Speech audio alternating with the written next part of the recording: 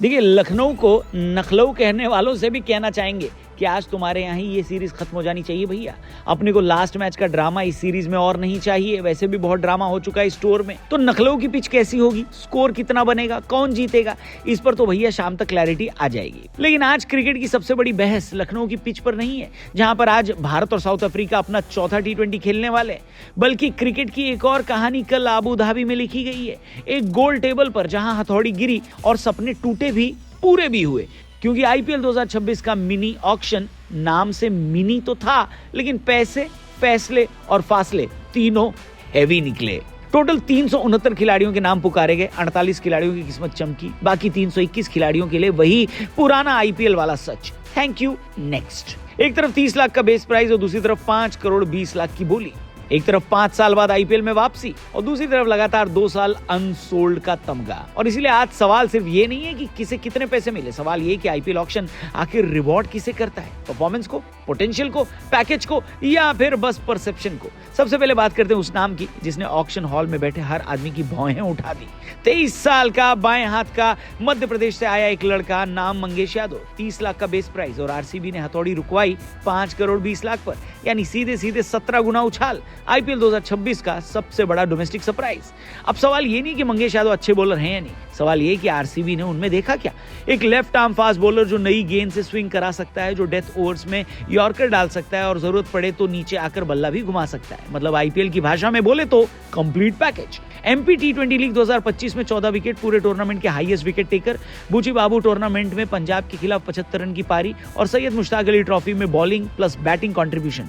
मंगेश का domestic career काफी अच्छा रहा है। आरसीबी की हिस्ट्री देखिए, ये फ्रेंचाइजी हमेशा इंपैक्ट प्लेयर खोजती है और कभी कभी उसकी प्लानिंग धरी की धरी रह जाती है, लेकिन मंगेश यादव पर लगी बोली ये बता रही है कि आईपीएल अब सिर्फ रन्स और विकेट्स नहीं देखता, आईपीएल फ्यूचर इंश्योरेंस भी खरीदता है। और यहीं पर कहानी करवट लेती है, क्योंकि ठीक इसी ऑक्शन में एक और नाम पुकारा गया। बेस प्राइस 75 लाख, घरेलू क्रिकेट में लगातार रन्स, सैयद मुश्ताक अली ट्रॉफी में 256 की स्ट्राइक रेट, 22 गेंद में 73 रन। नाम सरफराज खान।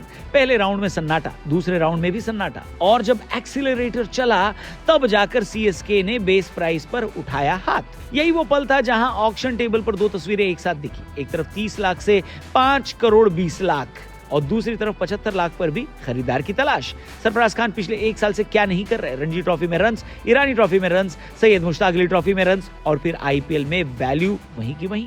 7 मैच, 329 रन, 2 लगातार अर्धशतक और हरियाणा के खिलाफ वो पारी 64 रन 25 गेंद, स्ट्राइक रेट 256 का। जी हाँ, सैयद मुश्ताक अली ट्रॉफी में इतिहास का सबसे बड़ा सक्सेसफुल रन चेज। फिर भी सवाल वही, क्या घरेलू परफॉर्मेंस काफी नहीं है? आईपीएल शायद ये कहता है कि परफॉर्मेंस जरूरी है, लेकिन टाइमिंग, रोल और मार्केटिंग उससे भी ज्यादा। चेन्नई ने सरफराज को लिया जरूर, लेकिन बेस प्राइस पर, और ये भी साफ है कि प्लेइंग 11 में जगह गारंटीड नहीं है। और यहीं पर तीसरा किरदार एंट्री लेता है। नाम सुनते ही सोशल मीडिया 2 हिस्सों में बट गया। पृथ्वी शॉ, कभी अंडर 19 वर्ल्ड कप का हीरो, कभी फ्यूचर वीरेंद्र सहवाग, और अब दिल्ली की दरियादिली से बच गया है पृथ्वी शॉ का करियर, वरना लगातार एक और साल अनसोल्ड रहते पृथ्वी भाई।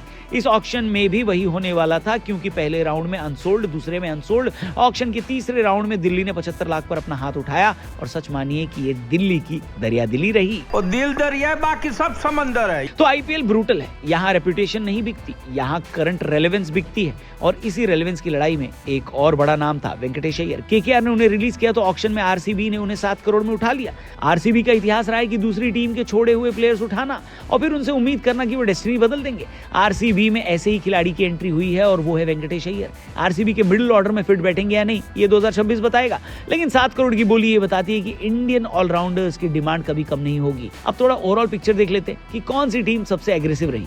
कोलकाता की बात करते हैं। इनका मिशेल स्टार्क एरा के बाद फिर पेस ऑब्सेशन चालू है। कैमरन ग्रीन 25 करोड़ 20 लाख में बिके, पथिराना 18 करोड़ में।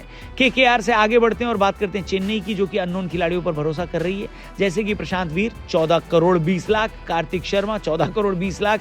चेन्नई वो टीम है जो नाम नहीं देखती, रोल देखती है, जैसे 14 करोड़ 20 लाख में जाने जाने वाले 20 साल के प्रशांत वीर आईपीएल इतिहास के सबसे महंगे अनकैप्ड खिलाड़ी बन गए हैं। अब बात डिफेंडिंग चैंपियन की करें, आरसीबी की, जिनकी टीम में शामिल हुए वेंकटेश अय्यर, मंगेश यादव, यानी फ्यूचर प्लस फ्लेक्सिबिलिटी। डीसी और एमआई सेफ खेल गए, लिमिटेड रिस्क, और इसी बीच कई बड़े विदेशियों की भी चांदी हुई और कुछ अनसोल्ड गए, जैसे कि डेविड मिलर बिके लेकिन कॉनवे नहीं, वनिंदु हसरंगा बिके लेकिन तीक्षणा नहीं। ये ऑक्शन बता रहा है कि आईपीएल अब रेपुटेशन से नहीं बल्कि यूटिलिटी से चलता है। इसलिए सबसे बड़ा सवाल वही है कि या आईपीएल सिर्फ शार्पेस्ट कॉल को रिवॉर्ड करता है। क्या लगता है? सरफराज की कहानी ये कहती है कि डोमेस्टिक क्रिकेट का रास्ता लंबा है, लेकिन आईपीएल शॉर्टकट ढूंढता है। मंगेश यादव की कहानी कहती है कि आईपीएल फ्यूचर पर दांव लगाता है। पृथ्वी शॉ की कहानी वार्निंग देती है कि टैलेंट अगर डिसिप्लिन से अलग हो जाए तो ऑक्शन हैमर भी बेरहम हो जाता है। आईपीएल 2026 मिनी ऑक्शन से ये साफ है कि यहाँ सिर्फ बैट बॉल नहीं बिकता, यहाँ भरोसा भी बिकता है, और कभी कभी सिर्फ कहानी बिकती है। तो इस कहानी को यहीं पर रोकते हैं। आईपीएल से जुड़ी, इस ऑक्शन से जुड़ी और क्रिकेट से जुड़ी अमेजिंग बातें, अमेजिंग वीडियोस यहां पर लाएंगे, और जाने से पहले आप जरा सब्सक्राइब का बटन दबाएंगे। Thank you for watching crico. कल मिलते हैं। गुड बाय, जय हिंद।